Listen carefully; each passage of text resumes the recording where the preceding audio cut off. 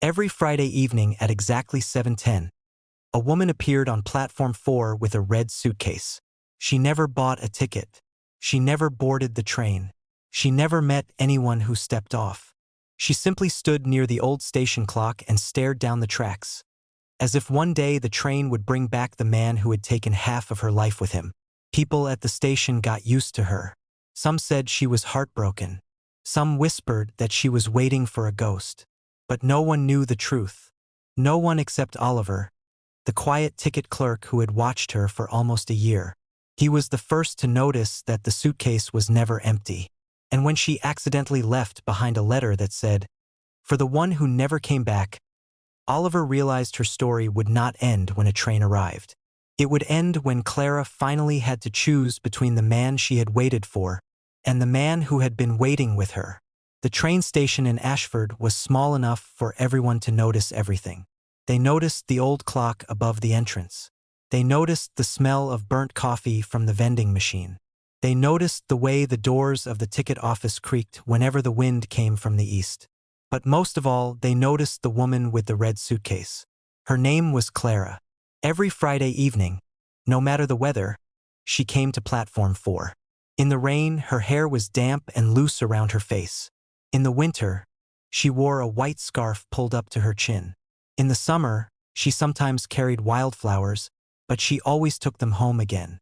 She stood by the third bench from the clock and waited. Oliver had worked behind the ticket window for 20 years. He had seen hundreds of goodbyes and reunions. He had seen soldiers come home, lovers separate, children run into their parents' arms, and old men cry when they thought no one was watching. But Clara was different. She did not cry. She did not check the schedule. She did not ask questions. She waited like someone who already knew no one was coming, but still could not make herself leave. One November evening, the rain came down so hard that the platform emptied in minutes.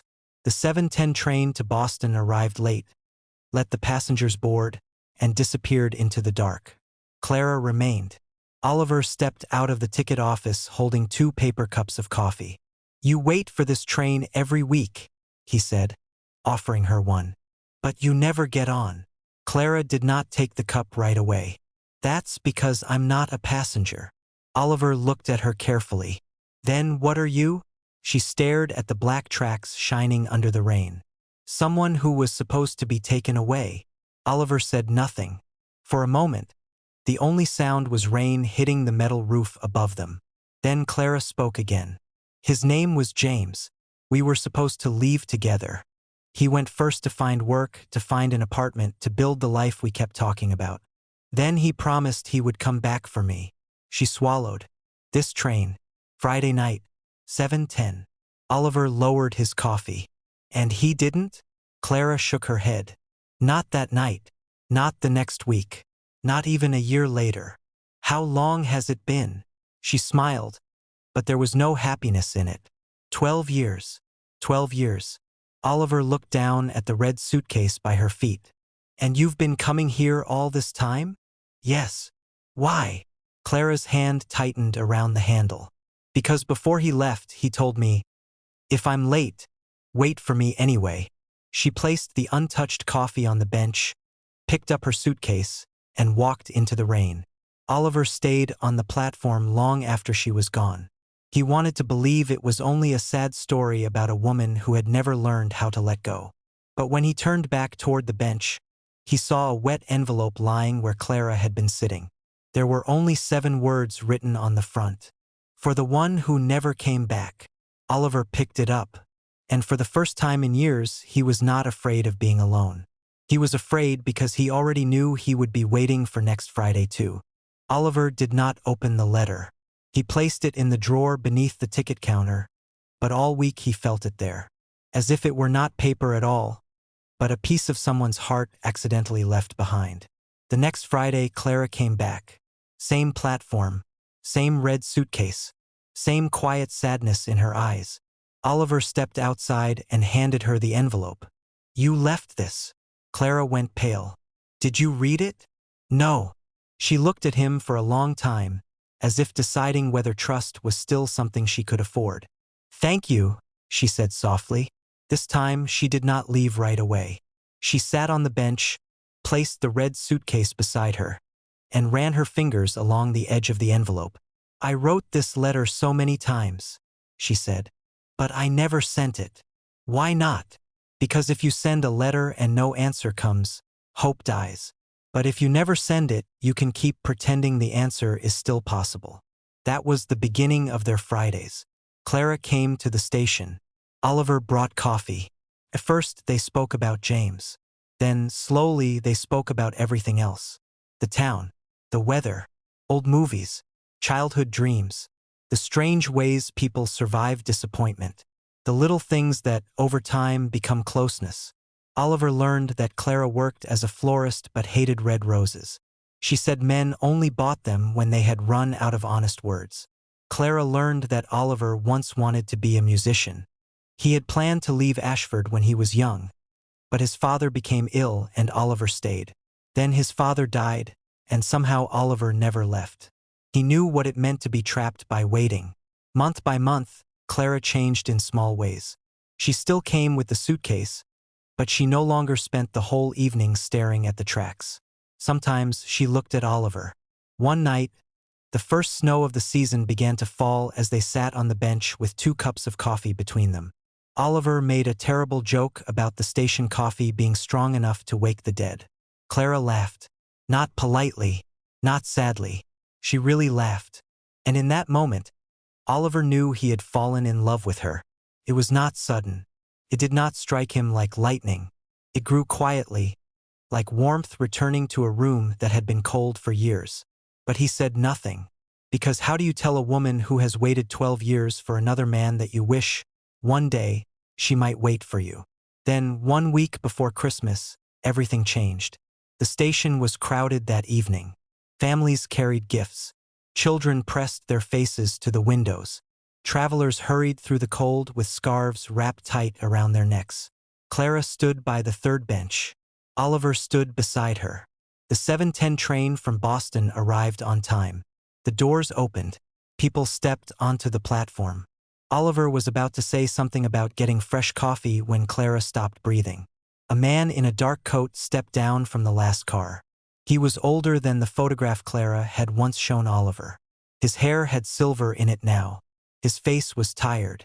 In his hands, he held an old blue scarf. The red suitcase slipped from Clara's fingers. The man took 1 step toward her. "Clara?" Oliver did not need anyone to explain. James had come back. And now the woman who had spent 12 years waiting for the past had to decide whether she still wanted it. Clara stood between 2 men. One was the unfinished story of her past. The other was the quiet present she had been too afraid to call her future.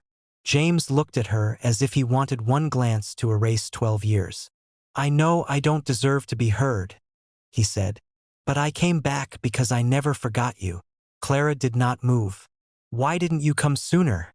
she asked. James looked down at the scarf in his hands. "At first, I wanted to return with good news. A job, keys to an apartment, the life I promised you, but everything went wrong. I lost the job, then I lost the money. Then I lost my pride." His voice broke slightly. "And after that, I was ashamed to come back with nothing." Clara's eyes filled, but no tears fell. "So you thought it was better to leave me waiting?" "I thought I could fix everything quickly." 12 years is not quickly, James." He held out the blue scarf. "You left this with me before I went to Boston. I kept it." Clara took it. Years ago, that small piece of cloth would have broken her. Years ago, she would have pressed it to her chest and believed the life she lost had finally returned. But her heart was not the same heart anymore. There were Fridays inside it now. Coffee, snow on platform 4, quiet conversations.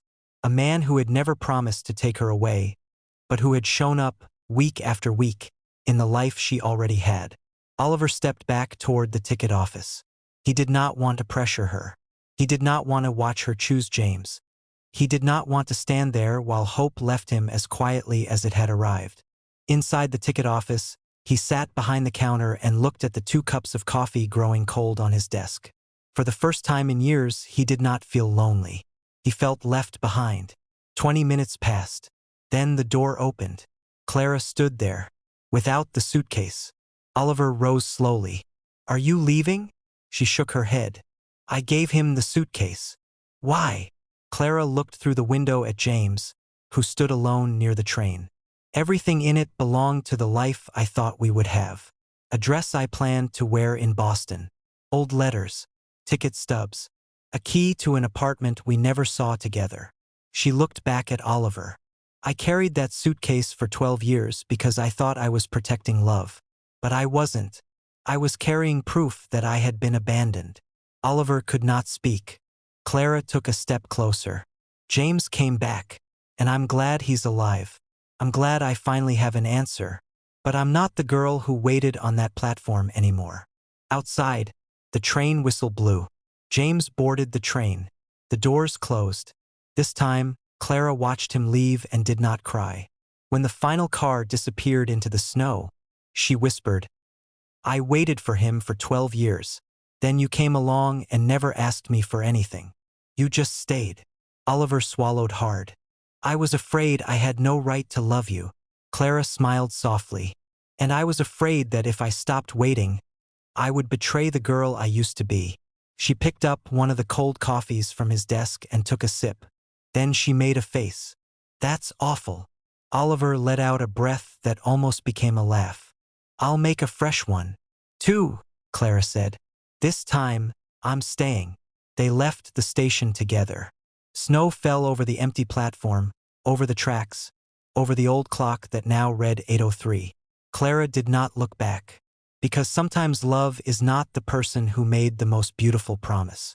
And it is not always the person you waited for the longest. Sometimes love is the person who arrived quietly while your heart was still busy with the past, and stayed long enough for you to realize you were finally ready to stop waiting. Clara never came back to Platform 4 with the red suitcase. But every Friday evening at 7:10, in the small cafe beside the station, a second cup of coffee waited for her. Only now it was no longer empty.